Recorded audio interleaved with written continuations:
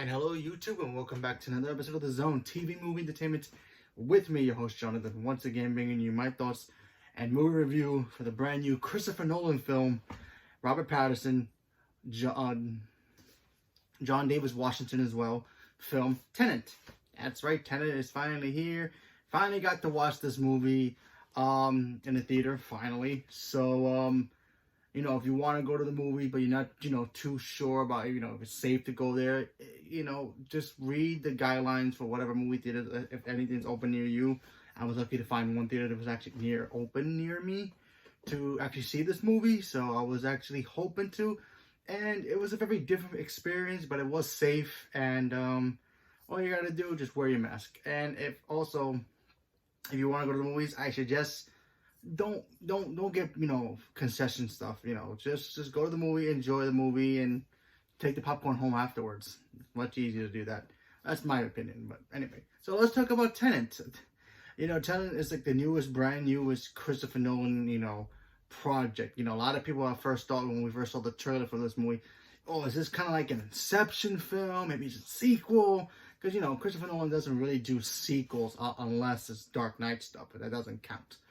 But yeah, a lot of people wasn't too sure what this movie was, because Christopher Nolan doesn't give us a lot of clues about his films, even in the trailers. Even if he goes from trailer 1, the teaser, trailer 1, trailer 2, even final trailer, there are still a lot of mysteries to this movie, and I actually enjoyed that. I actually thought that was pretty interesting, going in there not knowing what this movie really is about and seeing for myself what it is. So basically, this movie is about you have John David Washington, who pretty much discovers that there's this terrorist group trying to, I guess, do terrorist things, and he finds out there's this technology, or there's something going on where things happen, but then like if I had a water bottle and it's empty, but then it goes reverse of how I already drank the water bottle and the water just rises back up. It kind of goes back into reverse to the point where it already happened.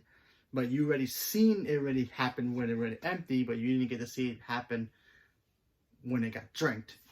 For example, like I said before, you have a water bottle, you drank it already, but to us, the audience, it was already drank, but then it goes backwards to show us grabbing the water, and it's already filled.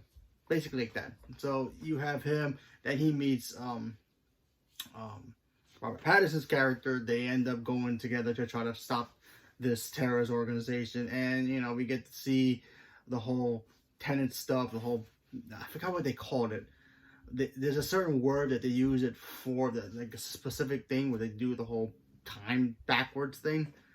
But I thought that stuff was actually pretty interesting. Like, this movie is hard to follow, yes, but you have to really pay attention to it to really understand it, because it's kind of slow in a way, but it's still intriguing. For me personally, it wasn't my favorite Nolan film, but I enjoyed the visual effects of this movie. Is like crazy. The whole reversing stuff was cool. There was, obviously this is in the trailer. The whole part where you see John Davis Washington, he looks at the mirror and has bullet shots, and then it goes backwards where before he even begun. I thought that stuff was cool.